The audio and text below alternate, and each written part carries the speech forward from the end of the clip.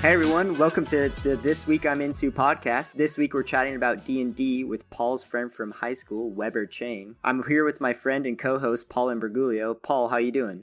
I'm excited this week, Hansi. How are you doing? I'm also very excited for this one. In my opinion, this is going to be a very fun one. And I say that without any bias because I'm also a huge D&D player and nerd. Let's just start off. What is your experience with D&D? My experience with D&D is mostly with you trying to introduce a couple of our friends from college one time, but I've also been introduced to a couple podcasts by you and some other people that I've listened to over a couple years that I found really interesting. And I think the first time I'd ever seen D&D even introduce me was an episode of Community.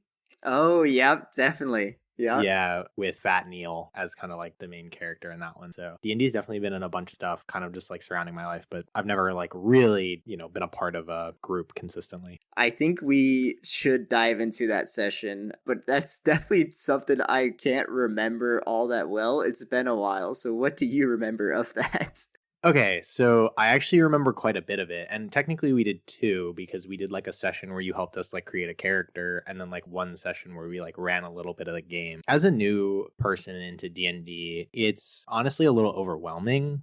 Yeah, I think that's fair. Here, do you want to give a quick like description of what D&D is before I start diving into some of the details? Sure, yeah, because it's not like completely straightforward. So D&D is, I mean, it's a game, but it's not a traditional game. And I think, it was hugely popularized by like Stranger Things, convinced a lot of people to get into it, who maybe, like you said, it's overwhelming. There's like tons of rules and it's not like a board game with a strict goal, but basically it's a collective storytelling game. So there's no winner or loser. It's really more about making kind of a fun story together. In a group, there's kind of two main roles. There's the dungeon master or the DM, and then there's the players. So the dungeon master, their job is they set the environment and they voice like other characters that the players may interact with. And the players themselves, they form like an adventuring party together and they only control their own character. So the DM creates the environment and the players decide what they want their character to do in that environment. However, it's a little more complicated because the player can't just say like, I do this, like I fly to the top of a building.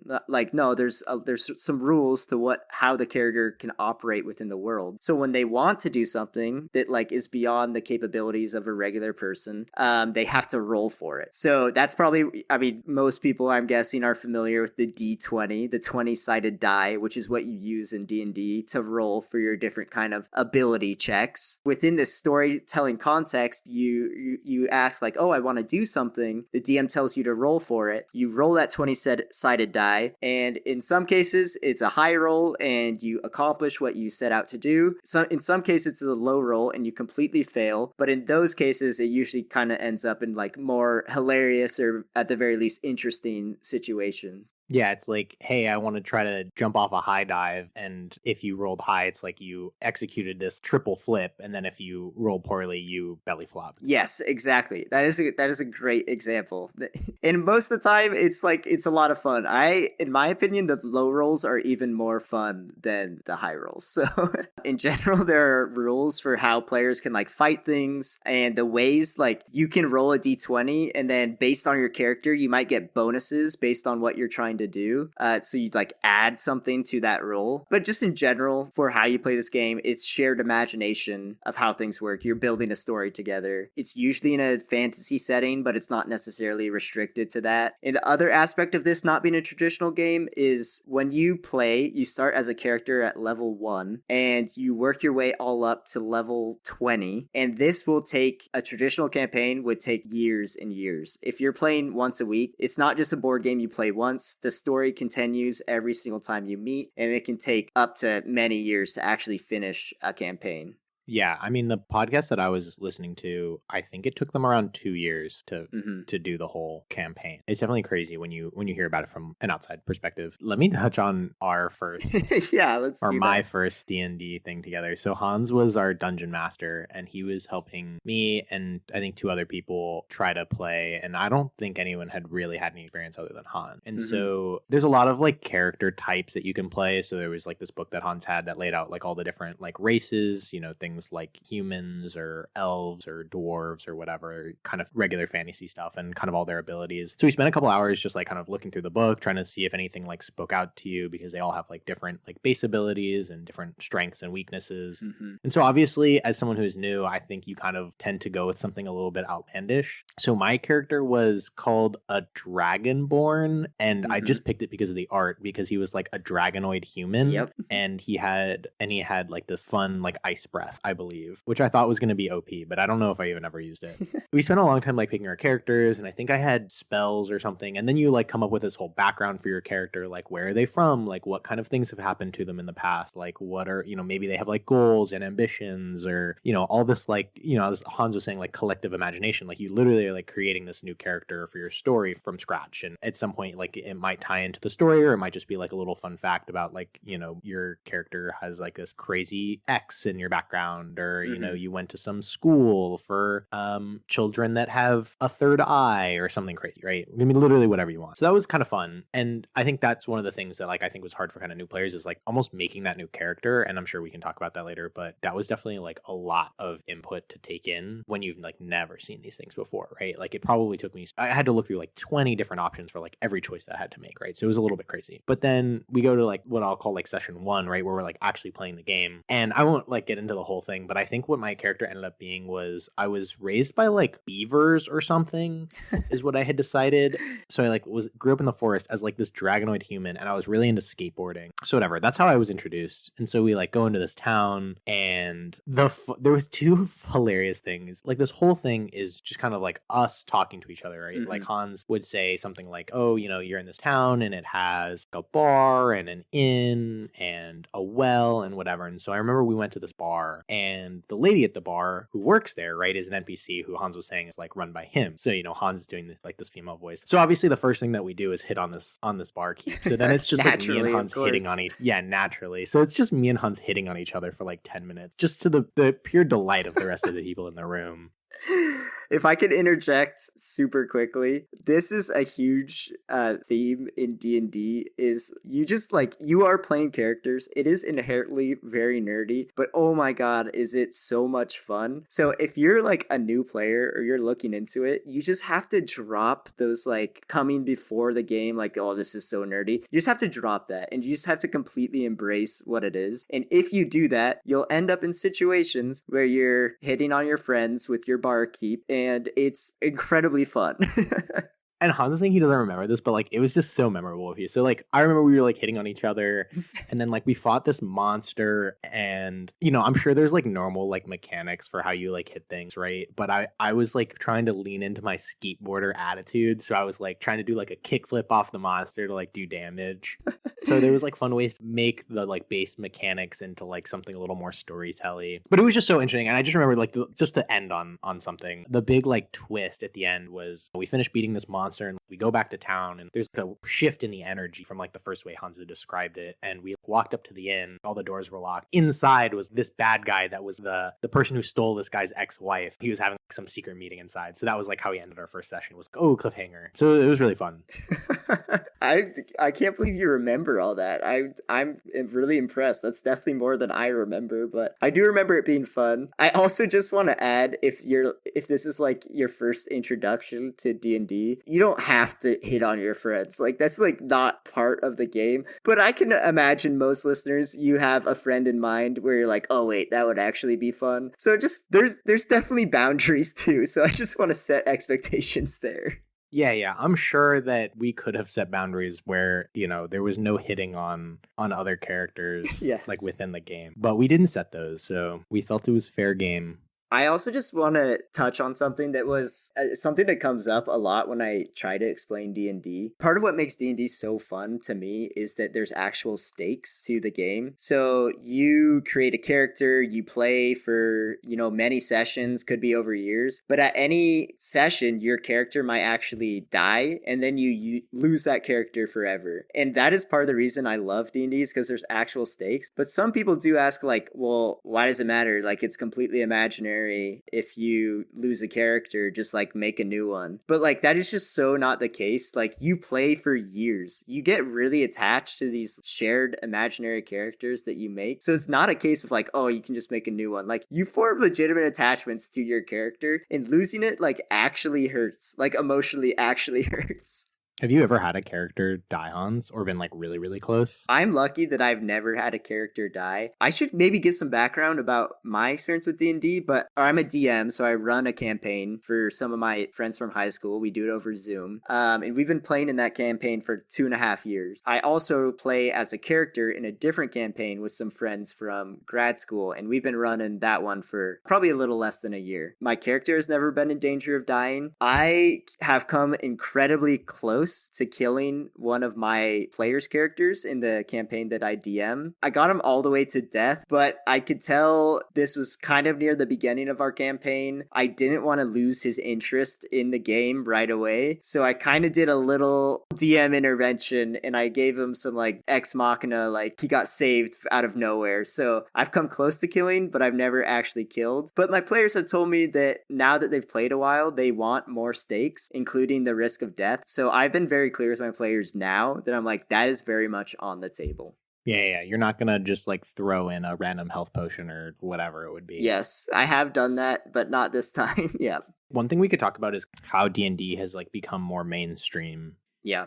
And it's showing up in all these different mediums. There's TV shows, right? Like you were saying, like Stranger Things. They had made that relatively popular. I don't know how well it did, actually. That Dungeons and Dragons Honor Among Thieves movie.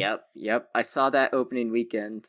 Was that based off of something? So maybe you can actually talk about this. There's a lot of like content to D&D, and I don't mean like video content, right? And Yes. I'm not talking about like podcasts, but like there's literal books. So like I remember the first time that you had us, you had like a manual, right? I know there's like all these different manuals, that explain like rules and characters and items and whatever. I guess one was that movie based off of something, but do you just kind of want to talk about the different kind of content in D&D in general? Yeah, sure. There is so much D&D content. Like it has completely hit the mainstream. You're talking about the books and the manuals. There's like a million different books. Some of the books are, the player's manual that teaches you how to play as a player. There's the Dungeon Master manual so you can learn how to run a campaign. And then there's just a million books of here's 100 pages of monsters. And these are just monsters you can use in your campaign. Or here's 100 pages of magic items and spells you can use in your game. And then beyond that, there's also like modules where this book will contain an entire campaign that if you don't want to make it up yourself, like you can just have easily something that guides you all the way from, it might be a level 1 to level 20, or it might be shorter than that, but there's books that will just lead you the entire way if that's what you want as a DM. And there's just like a million D&D books out there. I think that one of the things that's really cool about them is that they're just stunning. The artwork that whoever makes these books adds to them just really like brings a lot of these characters and items and stuff like alive. We're talking about like imagination, but these books are really cool to look at just in and of themselves. I agree. The great artwork, like really interesting monsters just to look at. So you can just flip through these books and enjoy it even without even using it in a game, I literally have just sat at Hans's house in the morning. I'll just flip through this because it's just kind of cool to see like what people have come up with. Yeah. Also talking about D&D just hitting the mainstream, or all this like D&D content. Obviously there's 100 books. I think not surprised to anyone, but I think it was really popularized by Stranger Things and the fact that the kids play it in that show. That was my very first introduction to D&D was Stranger Things just got it really popular. And we had a friend in high school who bought a D&D campaign book, and then we just sat around the table and tried to figure it out ourselves. So that was the very first time I ever played D&D. It was pretty loosey-goosey. Like we didn't know the rules super well, so we weren't really following them all that well, but it was still like incredibly fun because it was just us goofing around together. And it seems the rules are relatively flexible, right? So the game has like a set of rules that are recommended. I'm sure you have alterations to rules to either make it more fun for like the type of people you're playing with or the type of situations that you're in. So it's just an unlimited amount of flexibility. 100%. Other just popular cultural items I wanted to talk about was the D&D movie Honor Among Thieves. That was really fun. The fact that D&D is getting a movie content like that is really promising for the future of D&D. The other kind of content that D&D has that was introduced to me kind of recently was a video game called Yes. Baldur's Gate 3, and I imagine there's at least Baldur's Gate 1 and 2 before that. I'm so glad you say that. I also wrote that. I'd never played any of them before, but I started playing Baldur's Gate 3 recently, probably in the last couple of months with my girlfriend. We were looking for a game to play together, and this is actually my little plug for people who are looking to play games with their girlfriend and they've tried like It Takes Two and other things that it just like doesn't stick. Because the feedback that I got from my girlfriend for those other games is all those real time, like you have to know all the controls and like shoot stuff, or just a little bit harder if you've never grown up playing a lot of video games. Yeah. And so it's tough, right? And I can see why that's not as fun. But because this game is like a lot more, you can do anything and there's turn-based things, so you can kind of think about what you want to do next. It's actually really accessible. And while complicated, a lot of the complication stuff happens in the background of this video game, so you can just have conversations and choose what your character says, and it's got like a fun character creation. So I think it's been pretty fun. Right. It's definitely a game with a lot of systems, and the fun part is figuring out those systems, but there's no like time component to it. So I can definitely see where you're coming from there, where like you can kind of sit and think about things if you want, like strategize or make the best tactic. So and it's inherently just a lot of fun to be a tactician like that. And it was great because, you know, you could pick whatever character you wanted. So Sarah, my girlfriend, got to be like a little a wizard or some like spellcaster guy, and I got to be like a little dwarf man who just swings a sword around. And so it's great because we have very different expectations and ways that we find playing this game fun, but they're both can happen at exactly the same time. Can I ask you, Paul, what spoke to you about a dwarf man that swings an axe around? Well, I just thought that it would be really funny to do as much damage as possible. And I'll be honest, I didn't really look at all the characters. So I just assumed that I was going to get hit a lot. And I saw that they had more health. So I picked the guy that could take as many hits as possible so I could just keep standing there and fighting. Nice. When you said tactician, while I think that sometimes I try to think ahead, I think I always default to, I'll just go swing my sword at that thing. And having this character that has a lot of health and armor is really helpful. You know, that's a tactic. You're just a big burly dwarf who runs straight into combat and distracts the enemies. Yeah, this was my alternative to hack and slash, but in a D&D game. Nice. Okay. That actually sounds a lot of fun to me. I would also note that game, Baldur's Gate 3, did win Game of the Year last year. So it's not like a niche game. Like, this is very widely accepted, both critically and in the popular masses.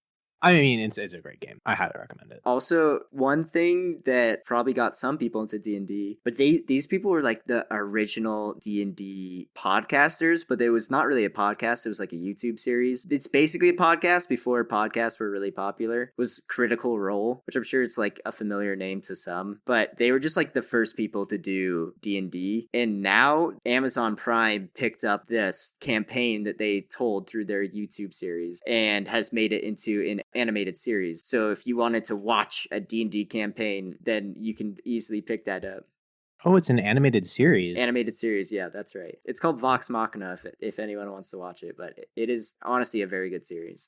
With all these podcasts and stuff coming out, I have, and I guess we'll start having a long commute to work. And, you know, there's only so much music you can listen to. And I'm always looking for a podcast that I can listen to on a regular basis and not get bored with it. And I think that I like to listen to podcasts that are like educational because I like to learn things. But I have a hard time listening to them over and over again, right? Every day I get tired of it. Or like a sports podcast, I just get tired of listening to the same people talk about the same nonsense. You know, it's like listening to the news. It's just the same crap over and over again. A lot of talking heads, yep. What I've realized, at least about myself, is that D&D podcasts are very engaging because it's telling a story. And so, you know, if you like audiobooks, right, I think they serve a very similar purpose where it's new content no matter what every time. And it's a story. So it's you want to listen to this next episode, right? Because every episode like leads into the next. There's always like a cliffhanger or something. So I think it's a really good thing to pick up if that's the kind of podcasting that you listen to, or if you like listening to audiobooks. It's a very similar idea. I completely agree. I find it so engaging. And I've listened to like hundreds of hours of D&D content now. And I would say, and I'm not tired of it. And it is because because of that. It's like very engaging every single time you listen to it because it's not the same. I agree. I also listen to like the Cubs Talk podcast to learn about, how the Cubs are doing this season. But I get pretty dang tired of it because it's kind of the same thing over and over again. Also, the Cubs kind of suck this season. When I'm browsing through my Spotify, like what podcast should I listen to? I usually wander towards the D&D section because it's really like fun and engaging to listen to.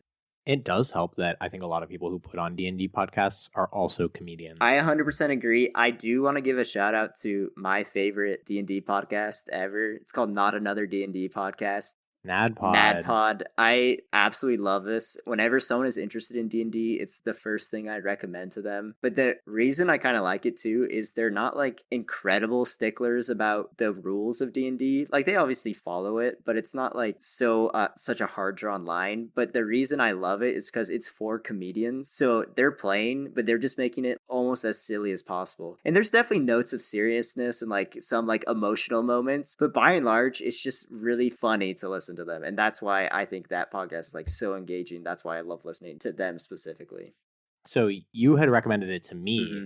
I think, a while back, and so I've listened to their first season, and it is definitely one of the funniest things I've ever listened to. And actually, another plug for that one is there's one of the guys who does that podcast who's Jake from Jake and Amir, and it's great to start that one from season 1 because he doesn't know how to play. Yes, yeah. So there's tidbits of them explaining the rules to him as they go along, and like he plays like a very simple character, so it's very easy to like I was learning what the heck was going on, like what all these roles mean and what all these different like terms are, because he's literally like, what the hell am I supposed to do? And for example, there's one thing that he gets to do where he can still do like 2 actions in a turn, and they're like, hey Jake, like remember you can do this, and he's like, oh right. And then you can kind of like see him start improving like as the episodes go along. Yes, yeah. And so it's really fun. And then like a couple episodes in, he remembers to do it himself, and it's a very milestone moment. Everyone's cheering and yeah. I've listened to another one that was recommended to me in college called Dungeon and Daddies. I don't know if you've ever listened to that one, Hans. Those guys definitely don't take D&D rules seriously. Okay. But it's definitely 5 comedians, and the first season at least is incredibly hilarious. Okay, I'll check that one out then. I do want to just touch on some fun facts if you're ready for them. Oh my gosh, fun facts. Okay, I got like maybe 2 not so fun facts, and then I want to tell you about my favorite monsters that I've created or been across in D&D. Sweet. Okay. So we just talked about how popular D&D is. There's currently an estimated 13.7 million D&D players, and the country that's most popular for D&D is Canada. So there's a fun fact for you. In 1985, D&D got a segment on 60 Minute because many people believed it was connected to Satanism and murder and suicides. So there's another fun fact for you. I think they highlighted that in Stranger Things just like a little bit. Yeah, it was definitely a thing. Yeah, because definitely a lot of the like content, depending on how you choose to play it, can be a little bit like monster oriented, right? Yep. I guess I kind of view that in the same way that some people are like, you can't read Harry Potter because it's like witchcraft. I was like, come on, like, what are you infringing on here? Like, just all right, Paul. I want to hit you with some of my favorite monsters. Okay. And I want you to tell me, would you fight them or not? You personally. Okay, but then start lower difficulty. Okay. And we'll figure out my breaking point. Okay, I'll start at the lowest difficulty here. This one is called a spanner, and it is, I'll just give you the description. Spanner, also called living bridges, were originally created to help guard a certain wizard's tower, but have since escaped into the wilderness. As implied by their name, these creatures appear as large, single-span stone arch bridges, complete with rails, posts, and so forth. Basically, a spanner is a living bridge that said, fuck this wizard tower, I'm going to live in the forest. And now whenever someone walks across it, they go, ooh, they like flip around and just dump you off into the trench below. So how do you feel about that as a monster? That sounds terrifying. It's like worse than the troll under the bridge. You're like, okay, great. I've passed the troll. Now I'm going to cross this bridge and it just eats you. Yeah. There's no troll under the bridge. In this case, it's just the bridge itself is the enemy. You'd have to look over your shoulder in every moment. As soon as you like introduce that into my life, like I couldn't just accept that any normal object is just an object. I just walk around stabbing stuff. Yes. All right, next level of difficulty here. This one's called the gibbering mouther. Yeah, no, you heard it correctly. The gibbering mouther. So, the gibbering mouther, these bizarre creatures appeared as large blobs composed entirely of mouths and eyes. When the eyes and mouths were closed, the gibbering mouther resembled a large lump of earth. Can you stop hiding them as regular objects? I'm waiting for like the floating head with like 3 arms and, flaming swords. That's kind of what I thought this was going to Nope. be. So, Paul, are you going to fight the gibbering mouther? Yeah, that one I think I could take. Okay. There's probably a lot of things to stab in the eyes. Okay. All right, moving on. Oh, I just love this one so much. And this is a staple of D&D. This was in the D&D movie. This one is called Gelatinous Cube. Hans, I think that's what you had us fight in that first session we did, was a gelatinous blob. It fell on my head. That's what I remember. But description of gelatinous cube. Typically, a gelatinous cube measured between 10 to 15 feet on a side. The creature is completely transparent with only a glint of its surface in the light to give away the position. The occasional random object floating in a well-fed gelatinous cube's body could also serve as a warning of its presence to dungeon delvers. Gelatinous cube bodies were remarkably moldable. They could flow around objects and through narrow passages, quickly returning to their shapes once enough space was available. Yeah, so I've defeated that one before, so you can also count me in on that fight. Okay, you're in for that one. I did was I smacked it with my skateboard. I will also add gelatinous cube. When they're completely still, you can't see them. So I'll add to your paranoia there. No, that one actually doesn't worry me because the amount of screen doors I've walked into in my life has perfectly set me up for this situation. Oh, okay. Good experience. All right. Never mind. You're ready for gelatinous cube. All right, Paul. One more for you. This one might be my favorite ever. This one's called the Death Sheep.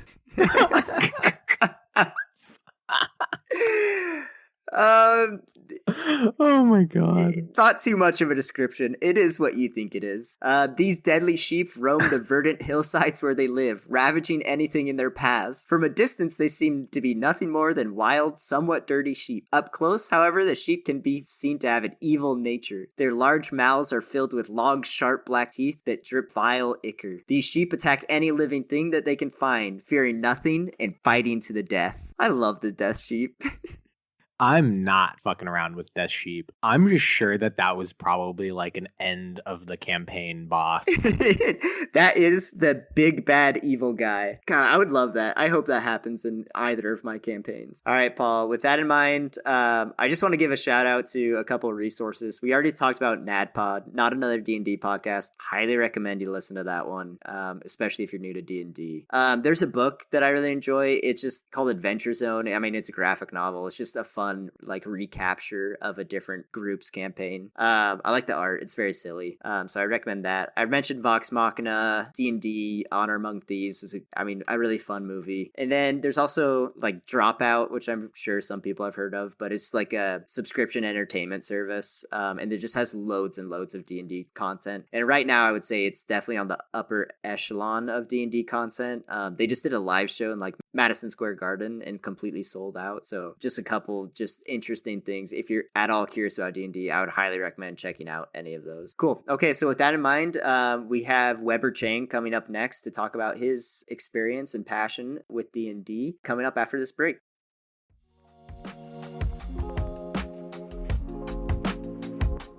All right, coming on to the podcast this week is Weber Cheng. Welcome, Weber, to the This Week I'm Into podcast. Hello, thank you for having me. A long-time listener, first-time caller. That's what they say, right?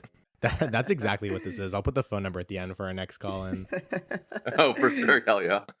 Cool. For all those that don't know you as our regular call-in, do you want to introduce yourself, give a little bit of your background? Yeah, God, where do I start? Again, I'm Weber. I actually known Paul for many years. We went to high school together. Long-time listener of your BS. Lovingly, of course. But I am a video editor who is currently working for a kind of like a luxury house designer, and I make social media like content and YouTube content for interior, exterior house design. That's currently what I'm working on. On top of that, I'm, I guess, like very amateur hobbyist, like photographer, as well as a rock climber. That's something I got into the last few years. And what I'm here for today, I guess, is to talk about my other passion, which is Dungeons and Dragons and other nerd-related things that are adjacent to that. So D&D, tabletop stuff, basically just things that have taken huge chunks out of my paycheck on a regular basis.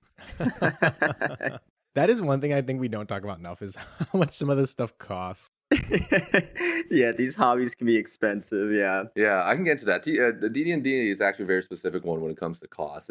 It's quite variable. I would love to hear about that. Yeah, but Weber, could you just start with like how did you originally get into D&D and what your experience has been with it so far? Yeah, so I got into it in college. I think it was around my sophomore or like end of sophomore going to junior year, which at this point is like 6 years ago. But essentially, I got into it just randomly because I, like a lot of people who are getting into the hobby nowadays, started listening to Critical Role, which is one of the like it's the biggest D&D live play show podcast like content creator channel out there currently. And I got into it originally because the cast of it is basically a bunch of voice actors from like video games, anime, cartoons, etc. Mm-hmm.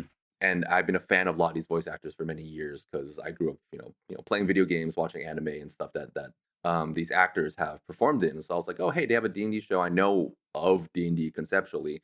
I want to go check it out and see what it was like. And I was basically instantly hooked because these guys are professional actors and Mm-hmm. they're in an imaginary space, but they're playing a game at the same time. So I was like, this is really really interesting. And I was like a little bit into it, and then I found out that one of my friends who was in a college club that I was in at the time, she was actually like perfectly at that time looking for players to play in a new campaign that she wanted to run. And so I asked her about it. She's like, yeah, just come play. I like you're gonna be first time. It's cool. Just here, I'll help you make a character. Blah blah blah. And then one thing led to another. I played that for like a month or so, and like a lot of D&D groups, just scheduling wise, just it kind of fell apart. But Mm-hmm. after that, I was like, that was fun. I enjoyed what I was doing there.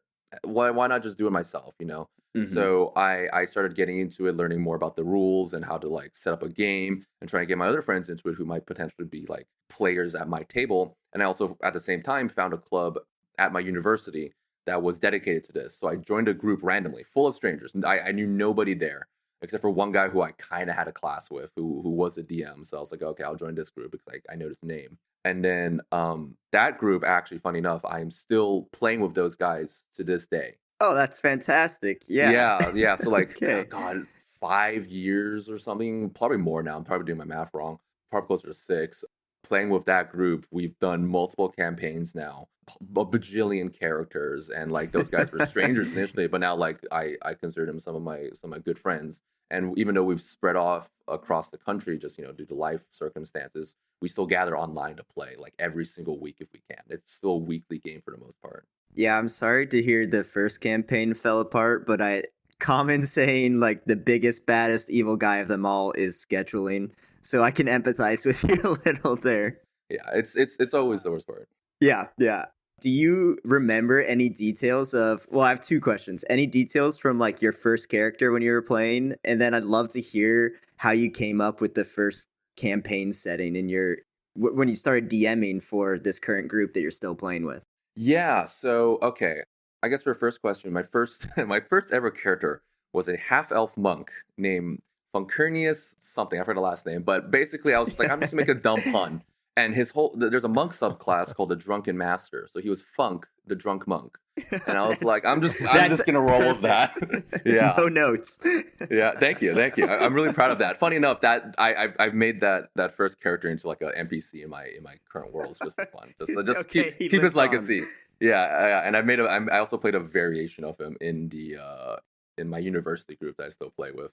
The inspiration, I guess, like how I created that character was my first DM at the time. She just sent me like a website with like general resources, and I looked at it and I was like, I don't really know what I'm doing for the most part. Like, I understand some of this stuff conceptually, just being a freaking nerd, and like I know what a fireball is and like how stuff like works for the most part because I watched Critical Role. But I was like, I want to get into something simple. And monk, what do? You hit stuff with a staff and you punch people a bunch of times. It's very, very straightforward in terms of how like the character concept is. So I just went with something very simple there.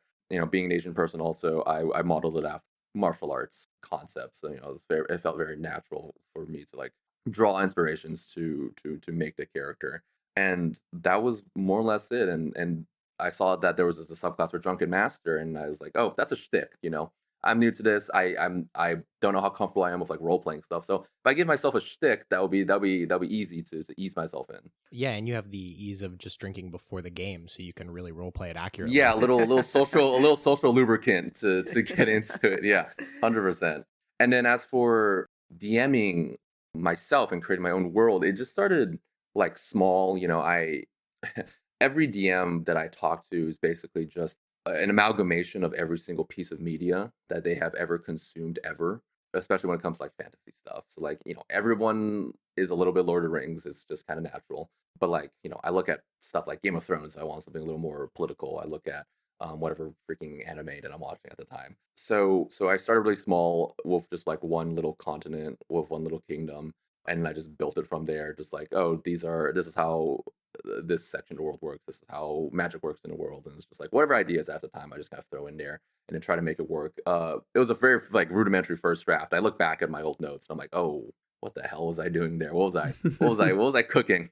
And then, you know, that thing kind of just grows because when you start putting players into the world, they are the ones who really inhabit it. They breathe life into the world that you are creating in your minds and everyone's minds. And from there, you know, things branch off, things kind of grow organically.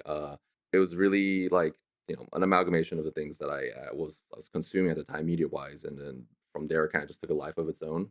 And I've like brought multiple of my friends, different players into it, just like not necessarily for like long campaigns, but just for like small mini campaigns, couple sessions, even just one shots, just to like, you know, one as introduction for my friends to tabletop role playing games, and also for me, just be like, oh, what are like other people's perspectives and how they would interact with the fake stuff that I'm throwing at them. Hmm.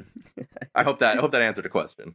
Yeah, absolutely. And that's also definitely something I tell my players is like, guys, I've never come up with something on my own. Like Yeah, everything exactly.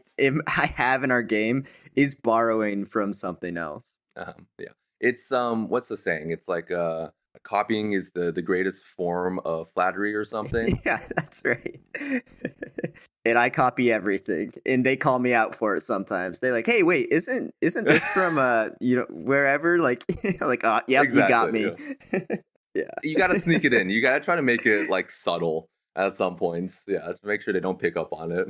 I can imagine it's sometimes a funny oh shit moment, like, oh my gosh, Hans, like this is that plot from whatever when you figure it out. I'm like, hey guys, you find yourself in King's Landing. They're like, hey, Yeah. wait a second. That's not original. even subtle. Yeah, it's just Yeah. blatant. You Yeah. didn't even change the name. Weber, you did mention just a couple things about being a new player or a new DM. I would just love your perspective if someone they want to play, but they are completely new to D&D and they don't know where to start. What kind of advice would you give them to how can they get involved? How can they start a game or maybe even join someone else's game? Yeah, I can start off with I guess advice as a new player, because that tends to be the easiest avenue for getting into this kind of space. There's a lot of different ways. If you find a club, let's say you're in school, university, high school, whatever, this is a growing hobby. It's probably in its renaissance, or at least a new renaissance right now. Bunch of places are starting clubs, organizations to help people ease into this space. It doesn't have to be D&D. It could be any tabletop game. D&D is just probably the most popular one, the one with the most support. But you know, you're gonna find a game system that works better for you. And these clubs, you know, theoretically should be hosting multiple different kinds of systems, or at least like easier, more beginner friendly tables to help people get started. That's a very common way for a lot of people to find places. Like I did myself. Like I found a club at university, and I lucked into it. Those guys are really cool. Yeah, that's one way. Online groups are very common if you do not have the access to that kind of place in person. There's a lot of different forums, subreddits, Discord groups, etc., that have kind of like LFGs, looking for groups, calls, looking for DMs, looking for players. A lot of these spaces, it can be scary just because, you know, you're going online, you're gonna be talking to some strangers.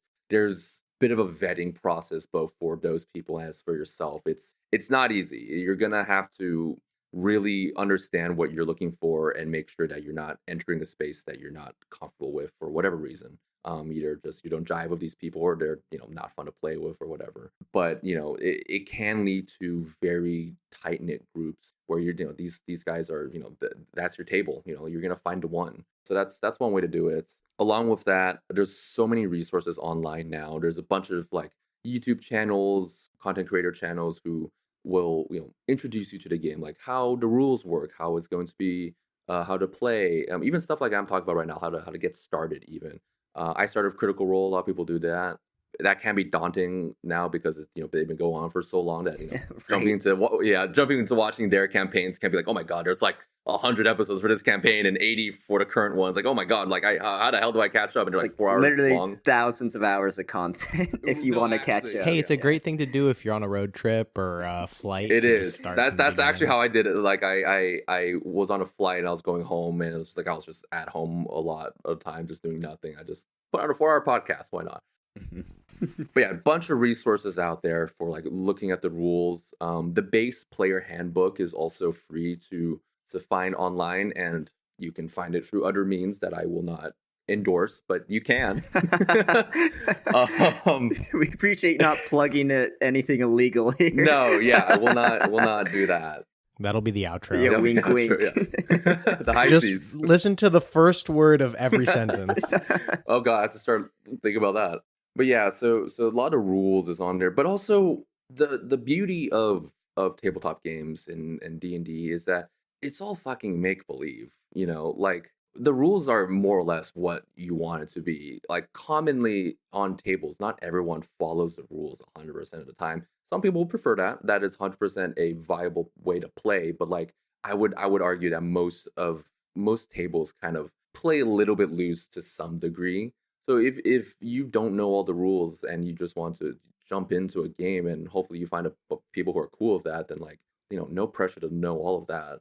That's kind of how I think, like generally as a new player, that's an easy way to get started, just finding a group. But then kind of on the flip side, it's also very common for people to want to get started and they don't have those avenues, or they don't want to like spend the time to use those avenues, because it is a lot of effort, like emotionally, mentally, physically, whatever, to go through those channels to find groups of strangers or new people. And some people just want to like, I just want to play with my friends. I have friends, I Mhm. trust them, I don't want to deal with strangers. And it's very common for them to be like, oh, all my friends are new, they don't know how to play.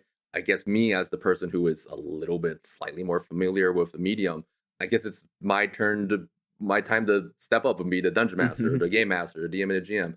And that can be a really like nerve-wracking, stressful thing for people, because you're like suddenly having Yes. to, yeah, right, yeah, I'm sure you understand. It's like, oh, I have to create a world, I have to know all the rules, I have to manage all my players, and it's like it's a lot of small little things that you have to worry. And as someone who kind of did exactly that, like, oh, my original group like didn't work out for scheduling, I'm gonna be a DM for my friends. Honestly, take it slow, start small. The more ambitious you are, the more kind of stress you're putting upon yourself. Mhm.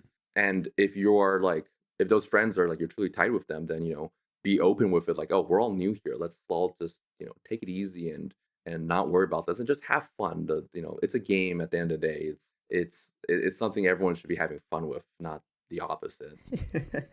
So take it slow, learn the rules one by one, or hell, if you just want to make your own rules up, your own world, it doesn't have to be official stuff, then that's perfectly valid.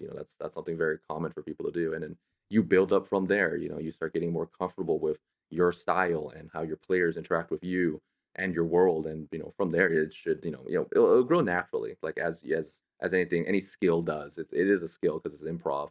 Get more and more familiar with that. One of the things that I found really hard, Weber, when I was introduced by Hans in a session that he set up for us, is there's just so many choices, especially like Mhm. looking through that player's Mhm. handbook, which I think is what Hans had Yeah. given us to create a first character. Do you have any advice or thoughts on how to simplify that Mhm. for new people? Because, we're talking a lot about like make it simple, whether you're like a player or a DM, especially for first timers, but how, can you suggest a way to like actually make that actionable? Like, are there like pre-created characters that people can use, or, like recommendations from other creators or websites that can make it easy? That's actually a really good question that a lot of people, like the concept people struggle with when it comes to when I help out new players or first time players. One of the things you mentioned is actually basically what I do sometimes is just pre-generated characters. Either the DM finds pre-generated characters for whatever level they're going to be playing at in the campaign, and be like, here, take it easy. Here's your character sheet. Just read it over, and then we can go over like how this character will work either in a session 0 or during the session. That's very common, and I actually suggest that for a lot of people, especially if they're kind of new to even fantasy or like things adjacent within the space. If you're having a new player who is like, even if they're not familiar with the game, they're just like a massive consumer of media that is very similar to that, like fantasy, sci-fi, etc. They may have like kind of like an idea already generated in their head, kind of what they want, just because of all that stuff that they have consumed before. And I tend to ask them that. It's like, you're new to this. What do you like would like to play, just conceptually?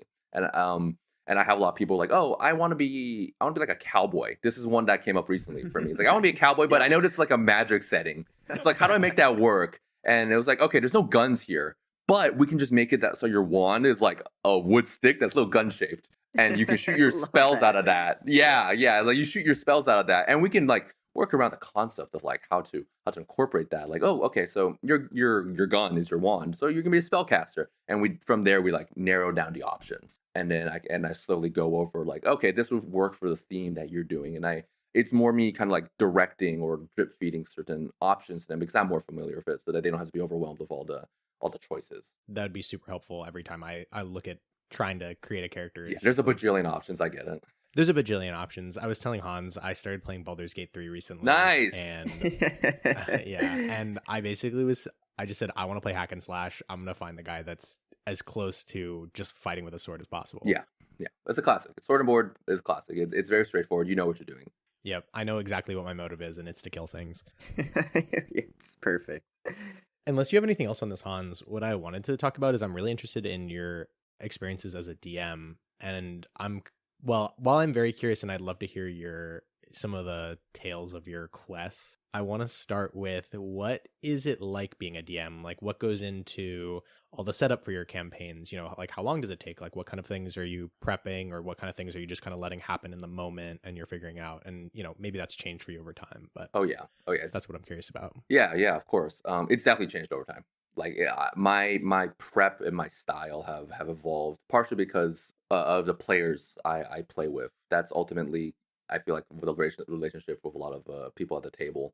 But I guess to start with, originally, a lot of my prep was, okay, I have a semblance of an overarching like story arc that I kind of want my players to partake in, whether it's backstory related, or I just think it's a cool concept, or it's something that I just want to introduce into the world that I've created. I have more or less a point A and a point B. It's not super railroaded. It's vague concepts, because I try to make it so that my players are influencing where I want them to go, if that makes sense. I don't want my players on tracks. I don't want it to be too linear along the way. Sure, you're herding some death sheep. Oh, a little bit sometimes. And so originally a lot of my notes was like, I'm gonna spend hours just like prepping. Oh, who are the bad guys in this arc? Their motivations. What kind of information I'm gonna slowly drip feed to my players. The setting that they're going to, and the crazy notes of the city that they'll be passing through, and like every major NPC. And I'm like, eventually that hit a point where it was just not viable. It's a lot of work. Mhm. And while it does prep me in a lot of ways, it's a little inevitable, but there's times where it's like, oh, there's this massive thing that I wanted to reveal to my players. They freaking walked right past it, or they completely ignored it for whatever reason. And I'm just like, cool, hours of work wasted. It's inevitable. So just try to like mitigate that kind of feeling. I've gotten really good at like improv. It's all improv. So a lot of it is just like redirecting, I guess, what I originally had planned to present it in different ways possible. So as that kind of relationship with my players like changed over time, that like reflected with my notes and my prep for each session. Where it's, okay, I have concepts that are going to be happening over the course of a session, over the course of an arc, and these things will present themselves in one way or another as naturally as I can have them be presented within the moments. And then the setting, stuff is just going to come up. I'm just going to come up with NPCs and voices and names, and it can be a little like stressful, but my players understand that, oh, they're just going to throw things at me, and I'm not always going to be 100% prepared. So they're okay with like a little bit of like, oh, give me a second I need to come up with something in this very moment. Yeah.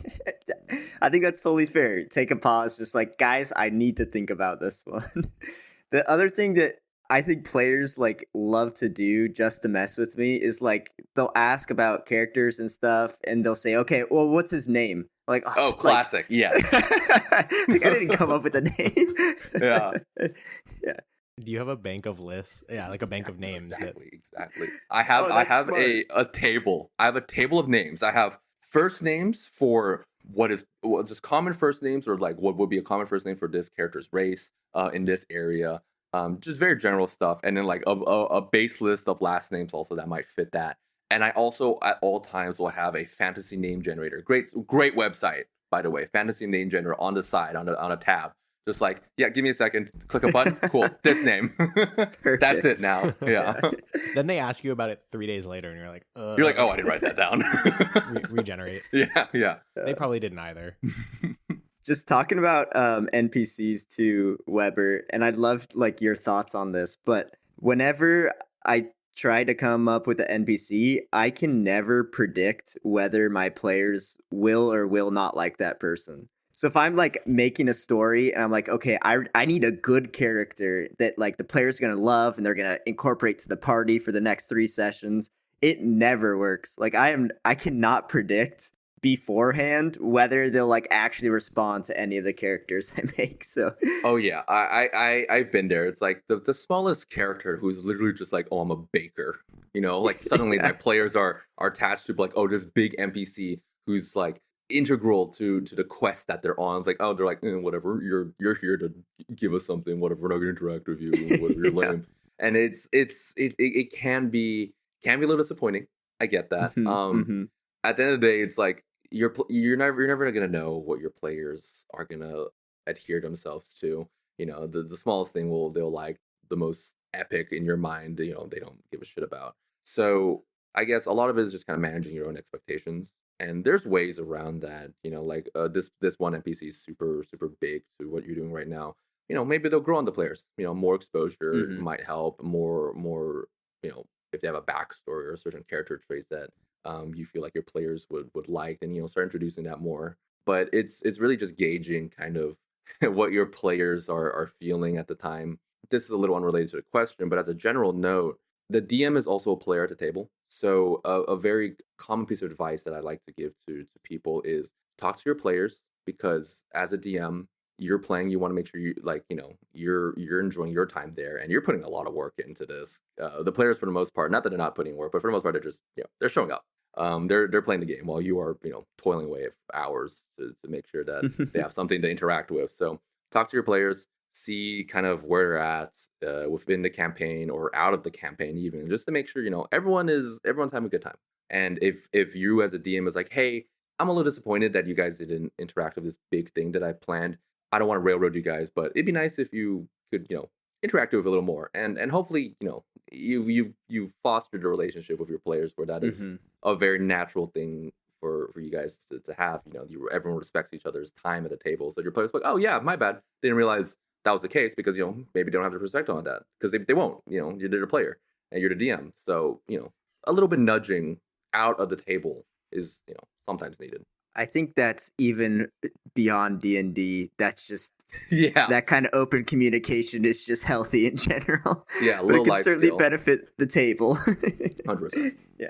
That's why you need to pick this up, is so you can learn how to have open communication with your friends or partners. No, actually, yeah, it's a great social game just to learn for a lot of different life skills. Do you have a favorite NPC or like storyline that you've created? Oh God. And it doesn't have to be Yeah. something that you've totally came up with on your own. If you're gonna tell me that it's a brother-sister combo where they have sex and throw a kid out of the balcony, that's cool. No, I came up with that idea. That was super original by my part. God, yeah. Sorry, just give me a second here. I have a lot of NPCs that I really like, just because for the most part, it's like they're just like a shopkeeper or some random person from whatever part of town that the players are visiting in. But I just give them a funny voice, and my players really like that. That's pretty common. I guess one of the funniest story NPCs that I came up with just coincidentally was one of my players. I had given him a book because he was in a bookstore, and he's like a dumb barbarian character, very classic archetype. and he wanted to look into like what are cool weapons, because he wants to find a cool weapon from history. I'm like, here, have a book. I don't care. It was like a little small side thing that I threw out, and in a session later, he was like, I want to read this book, and I'm like, oh god, I was not prepared for this. Does your character know how to read? Yeah, one, does your character know how to read, and it turns out barely. So he had another character read it for him. So, and then he found a giant greatsword from a legendary family of warriors. And he learned that in a little footnote of that book that this sword still being kept as an artifact by that family, which is in the capital of the kingdom that they're just about to go to. I said all of that as a side thing. They had a quest, they had a mission that they were supposed to go on. Little did I know that that character would, the moment he set foot into the capital city, derail the entire party into sending all of that effort into finding this sword, found a house in which the warrior family's sword was being kept in, basically set up an entire heist in which they had to go find the sword, found the sword, got it out of the house, and now it is his sword. But I have to be like, okay, this was not planned. Also, this is a legendary sword. It's cursed. So whenever he used this sword, he would take damage. But later down the road, the sword that the family currently belongs to, the head of the family, is actually like a captain to the King's Guard. I had already written that in. So it was just this was all just coincidence, or like, I guess my brain at the time trying to find any way to connect the dots, I guess. So later down the road, they inevitably have to meet up with the captain here, and they have to interact with him to stop a war essentially that's brewing at the kingdom's doors. And I just have to figure out a way where the character who stole the sword is like, oh yeah, this is just a sword. It's not yours. It's my sword. Don't ignore that. Ignore it. Ignore that it looks exactly like your family's heirloom type thing. And it's like I have to just find weird ways to kind of like hand wave a few things for my sanity, and for the party to not just randomly get arrested in the middle of a major story beat. Yeah, that I guess that was one of the funniest like NPC moments, where it was just like, I have to play this character who's a super like, he's a Kingsguard, super like straight to the point, very like military type guy, and then my party's just a bunch of silly goofballs who broke into his house. Everyone just tries to derail you. It's so unpredictable. It's part of the job. I think one of the funniest things, and I guess it probably depends on how you play with the rules, but one of the funniest things that like I hear in all these podcasts are people who just create like absurd ways for like the rules to interact that I really like. Like one of the things you were saying is like, I wanted to play a cowboy. Yeah. And you just like make the wand a gun. I think that's so creative when you can find a way to like adjust the rules or the settings to accommodate any way that somebody wants to play. And I think that's kind of one of the coolest things that I've heard over and over again, as you two kind of talk about the campaigns that you've run and just like making it like purely imaginative, and so everyone can have like the best time that they can. Yeah, if I could, I have actually like funny like things that I've heard just in the community about that. Like one of the most infamous one is a thing called the the peasant railgun. So oh no. Yeah, exactly. You hear the name, you're like, oh, what are they cooked with this? So basically, if you take things rules as written, a single round in combat is 6 seconds. So it doesn't matter how many people or creatures are having a turn within one round. It is technically, as written, 6 seconds of duration. The peasant railgun, the whole concept is they're just a bunch of NPCs that you've gathered, whatever reason that may be. And you just form a line in which they are passing an object. That is their whole turn. They all spend one turn passing an object. And that's what they're doing. No. That's so you can kind of see where this is going. So technically, as written, if you pass one object just from one person to in a line, if within 6 seconds, if you do the math, there is a stream of acceleration as they are just going out at this one object. So by the end of the line of peasants that you've set up is just gonna form a railgun in which the object being thrown out at the end is going at like ridiculous speeds. And then the DM suddenly has to do math in order to calculate what that damage is. It's so funny. World ending. Yeah. So people have definitely like, this is like slightly the opposite of what you're asking, where it's like playing loose with the rules. They're playing so strict to the rules where it's like, it doesn't make sense in terms of like realism. On the flip side, there is a spell called, if I remember the wording to it, it's a create water. And because of how that spell is written in the description, it doesn't outright specify whether or not you have to see the space within range of where you're creating this water. So some people have kind of loosely been like, oh, I'd like to create water in this guy's lungs, because the rules don't technically say I specify. And then DM's like, I guess if I follow the rules as it's written, this guy just drowns. What are you gonna do about it? This guy there's water in his lungs, he can't breathe no more, and he's dead. How often do you say no to things? Oh my God. How often are you like, I just can't let this slide? Oh my God, more than I'd like to, mostly because my players like to test the limits sometimes. And we're all just big babies. Yeah, really. And sometimes it's funny. Sometimes I'll be like, no, technically, but I'd like to see where this goes. So roll for it anyways, and then we'll see what the numbers give you. I will say no sometimes where it's like, oh, this character which has like negative strength. Yeah, are they going to push a boulder? No. Even with the highest roll possible, it's just not feasible for them to physically do this task that they want to do. Yeah, go get the guy that can't read to do it. Exactly, yeah. Another one where I had to like slowly like realize I had to ban this was I had a player who, funny enough, it's the same player who stole the sword. He had a druid character that he played later on, and he read about the fact that a spell called Conjured Woodland Creatures, where you can summon like 36 cows or something for whatever reason. He read that like there's technically no point in the description that specifies whether or not these creatures have to be summoned on solid land. It's just within range. So what he did was he read that you can summon them in the air above whatever beast that he has to slay. So boom, above the monster, 60 feet above them, 36 cows, and they just fall to the ground and bombard the guy with cows. He's really thinking outside the box. I can't blame him for that. Yeah, you do have to appreciate some ingenuity there. Yeah, so I was like, that's creative, but technically I'm gonna have to ban this because the amount of damage you're outputting is not proportionate to what the spell is intending. And as funny as it is, for my sanity, I don't want to deal with the existence of 36 cows in the area at this moment. Weber has to come up with 36 different voice actings for different moves. Yeah. The cows are all integral now to the campaign. And... Well, if we have each cow pass a boulder before its turn. Yeah, the cow railgun is now part of the story here. That's the fabric of the reality. Exactly. Do you have any rules or things that you've implemented in your games that are kind of out of the ordinary? Yeah, actually, I love homebrew rules. Let me open up my sheet for you right now. I have it in another tab. Could you also just explain what homebrew means if someone's not heard of that before? That's a good point. So, homebrew is essentially moonshine of D&D. The moonshine of D&D. It's basically just like things that the DM is going to come up with that is technically outside of the rules that the game has set up, because there is a rule book. Whether or not they are rewritten, they're new, etc., they're all just kind of new stuff. Homebrew also just encompasses things that are even outside of official settings, because D&D technically has an official like world book setting that you can play in, but you don't have to.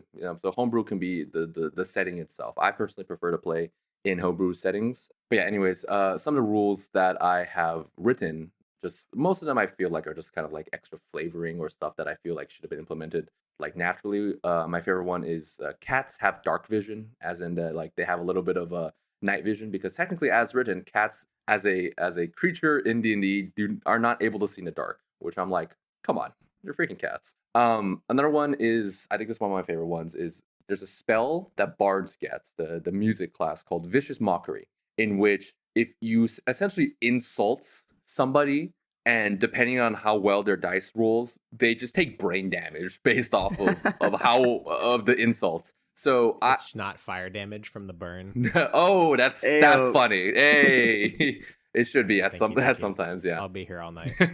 But funny enough, it's similar to what you said, Paul. I have it so that the damage that is being rolled for that, I might allow it to be higher if the insult is really good.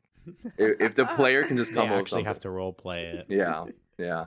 That's good. I have another one where this one is more for drama. There's a concept in the rules in D&D called death saving throws, in which your character, if they take enough damage, they go unconscious. And if it comes to their turn again, they have to roll their dice. If they fall below a certain number, it's considered a failure within their death saving throws. If they hit 3 failures, their character is dead, like dead, dead. There's ways to revive that character typically, but sometimes if it's not available at the time, their character is gone.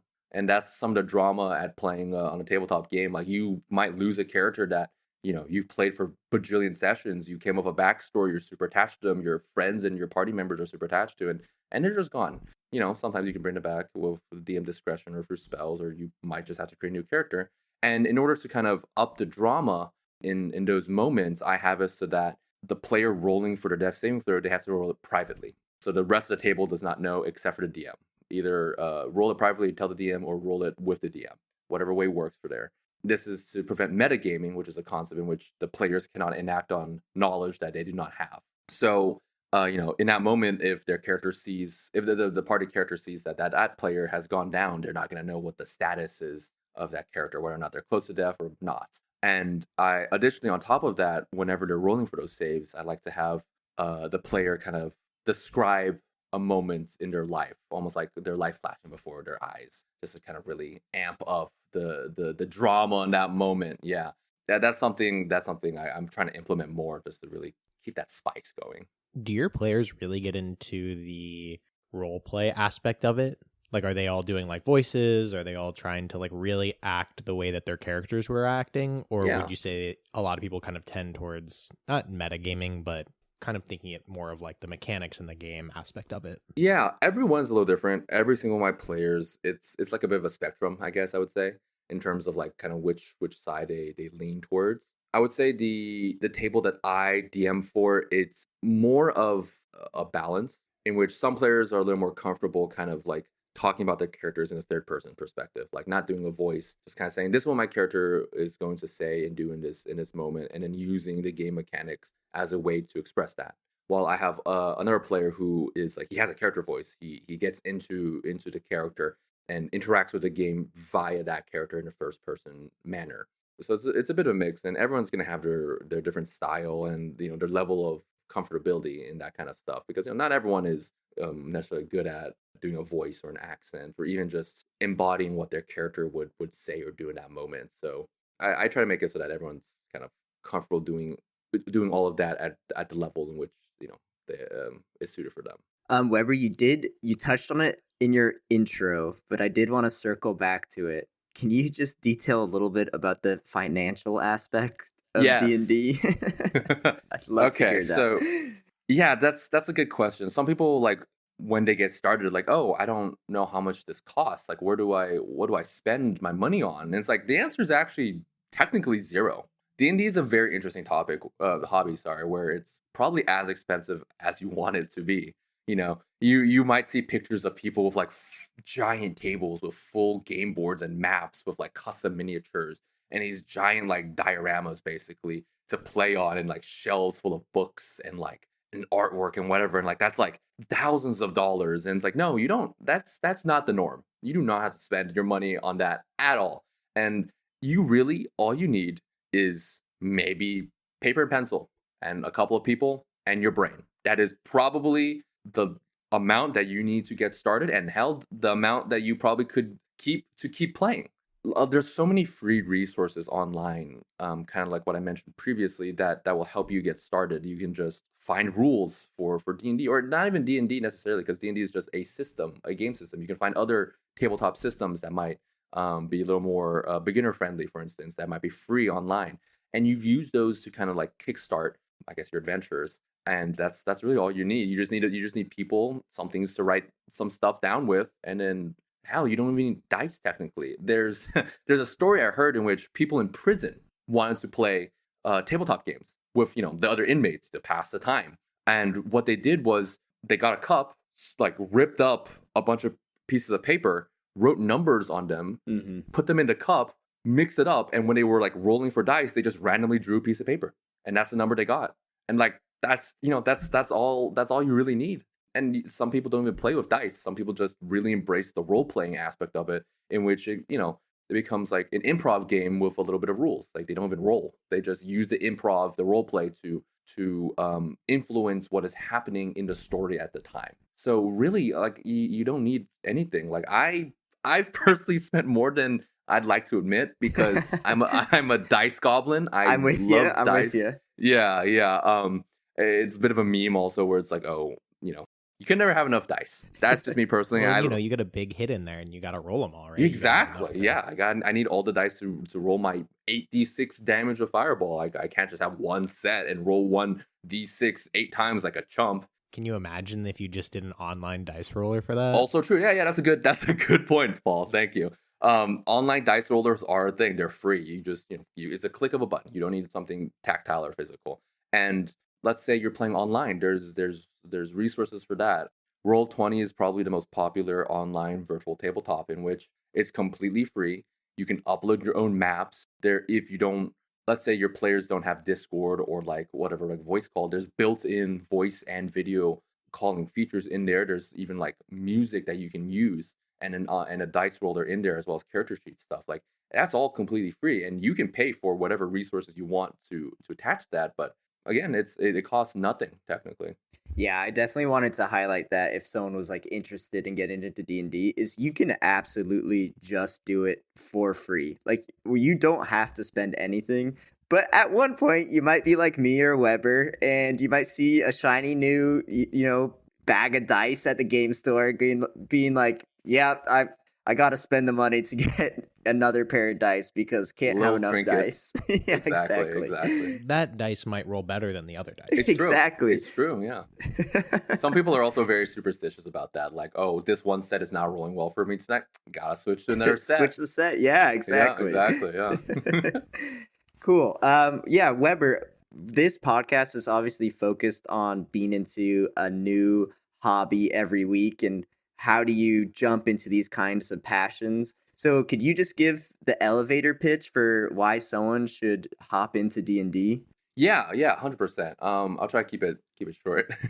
Dungeons and Dragons and tabletop role-playing games in general are what I like to call collaborative storytelling. It's a way for you and some friends to just get together and I guess be silly or even be serious if you wanted to come up with an adventure for yourself. If you remember playing Imaginary with your buddies on a playground when you're a kid, it's that, but you're an adult, so you now have probably a little bit more creativity or more things to like more mediums to pull from to create these adventures and these stories. And it is just, I think, a really fun way to have things like a creative outlet for yourself to attach yourself to for drama, for comedy, for romance, for whatever might come up in these stories that you essentially just make up on the spot. So it's also, I think, a really good way to have a time just to kind of hang out with your friends. It's an excellent social hobby for people to have, especially in the modern day where I feel like a lot of people are a little more disconnected when it comes to longer form hobbies. Yeah, I would absolutely echo that. I've stayed in contact with my friends from high school because we meet up, twice a month to play D&D. So it absolutely will. It's a great way to just stay connected with people. So I really like that. Is there anything you'd like to plug, either personally or any like specific content creators in the D&D space that you'd like to give a shout out to? Can I add something real quick before you start? If there's any other game systems that you keep referencing that you think are good for beginners or just otherwise really good that are alternatives to D&D that you think people should just like check out if they're really interested in this kind of thing? Yeah, Awesome. yeah, Keep going there as 100%. well. So I'm familiar with D&D 5e. There's a new edition, like kind of update coming out soon. That is probably the biggest one. Some people might find that lacking in different aspects for whatever reason. A good beginner-friendly one is called Dungeon World. The system is a lot more simple. It involves a lot less dice needed, and overall just a bit of a more beginner-friendly system just to kind of like dip your feet into. On the flip side, there's Pathfinder, which has been the classic alternative to Dungeons and Dragons. It originally was a D&D 3.5 edition kind of branch off that has evolved on its own. If you are the kind of person who prefers a lot more like number crunching, like figuring out what's a cool build for your character and figuring out like using the game mechanics to really kind of like roll dice and figure out what you're doing, that is probably a better system for you. There's also alternative systems where let's say you're not necessarily into fantasy settings. There is what's called Call of Cthulhu, which is directly inspired by Lovecraftian horror, cosmic horror type stories, where It is all about investigating and psychological eldritch horror things, and it's a lot less about heroic adventures and slaying beasts. So that's something, if you're interested in that, that is a book that a lot of people have been picking up recently for a different setting. There's also a lot of tabletop systems and games for perhaps your favorite media. There's a Star Wars one. There's a Cyberpunk one, like the video game. There's a Cyberpunk one. I'm pretty sure there's also a Fallout one. And so yeah, if you're just looking out there for like whatever media that perhaps you don't want to make your own stuff up, but you want to play in the world of like Game of Thrones, of Skyrim, whatever, you can find those systems built or even like made by the developers or the creators of those stories to play in. And there's so many different systems out there to figure out and to try out and enjoy. It might work out better for you than D&D. And I guess to plug stuff, like I started off with Critical Role. Those guys are super cool, very, very wholesome people. I'm not affiliated with any of these, by the way. This is just, I'm just shouting them. Here. Yeah, no sponsors. I'm just shouting them out because I think they're super cool. Critical Role also does have their own like charity foundation, which helps with like education and whatnot. So those guys are awesome. They're close friends in on the Dropout channel in Dimension 20. Those guys are also super cool. Have their own D&D and tabletop shows, as well as just comedy sketch groups. There's I started listening to the Dungeons and Daddies group, which is if people are familiar with Rocket Jump, Freddie Wong is part of them. Super funny one, also a little bit less on like the rules part of D&D and a lot more on the role playing, the settings. Those guys are hilarious. I can't think of any other content creators off the top of my head, but there's a bunch out there who are just super creative, super funny, and just like they've been in this space for a while and they're just super cool. That's great. Yeah, Weber, it's been really great to just hear your experience with D&D. Thank you so much for coming on to the podcast. Of course, thank you for having me. I'm glad you guys could have me yap on for however long this has been going, because I can just talk about this forever, man. It's just perfect practice for the improv of D&D. Oh no, really? Yeah, it's gotten me really good at just talking. Absolutely. Awesome. Thanks, Weber. Of course, yeah. Thank you for having me. Thank you for listening to the This Week I'm Into podcast. Huge thank you to Weber Cheng for sharing his passion on Dungeons & Dragons. If you have any questions, comments, or suggestions for the next episode, please reach out at thisweekiminto@gmail.com, and please give us a follow on Instagram at thisweekiminto. Also, please rate us 5 stars and share this episode with a friend.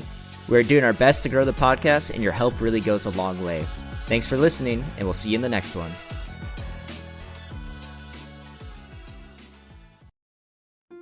The low hum of familiar voices droned on, the podcast hosts bantering about their usual mix of pop culture and random trivia. You tuned in with the intention of relaxing, letting their easy chatter carry you away from the stress of the day. But somewhere along the way, your mind has wandered, the words fading into the soothing background noise. You blink. The world around you slowly comes back into focus. The voices of the hosts have vanished, replaced by an eerie silence broken only by the distant sound of air swelling around you. You blink again, trying to shake off the lingering fog of your daydream. But instead of appearing in your driveway after you left work 30 minutes ago, you find yourself standing on the edge of a cliff. Below, a sprawling landscape stretched out as far as the eye could see. Dense forests, jagged mountains, and rivers that shimmered with an otherworldly glow. And shooting up past your face along the incline of the rock is flashes of scales shining with gold. A dragon. You stagger back, mouth agape, as the dragon rises to a distant peak. It roars, echoing through the valley like thunder. The air was thick with the scent of pine and something else, something ancient and powerful that sent a shiver down your spine. This was not the world you knew. Somehow, while you were zoning out to a podcast, you had crossed the threshold into a place where legends came to life. A place where dragons ruled the skies, and behind you, you hear someone yelling in the distance. Greetings, adventurer! How did you end up here? Were you daydreaming out there? I bet he was binging on Whose Line Is It Anyway, thinking he's as funny as Wayne Brady. Well, it's time to finally level up your nights with Dungeons and Dragons, the legendary tabletop role-playing game where you and your friends can become heroes, wizards, or a guy who talks to trees. No, seriously, that's a real option. We're going to help you get back to your original life, but we need to go out and find the big bad evil guy. Will you pick up a sword, wand? Maybe your sarcasm is good enough to fall any foe. The best part is, you don't need any experience. Just be open to the world of imagination and maybe a set of dice. Or 10. Hey, I think it best we start by seducing that dragon over there. Dude, stop. You tried that last week and I'm still hairless. That dragon is just not that into you. She is just a gold digger. Come on, though. I'm so charismatic. Watch me play this lute. Ignore him. Let's go find us some more friends and embark on this epic journey and craft our unique stories with friends around a table. Fine. Well, at least start somewhere easy. I think there's a small herd of sheep over there we could kill for some food. Great idea. Off we go to start our D&D adventure. I can't wait. Huzzah! Huzzah!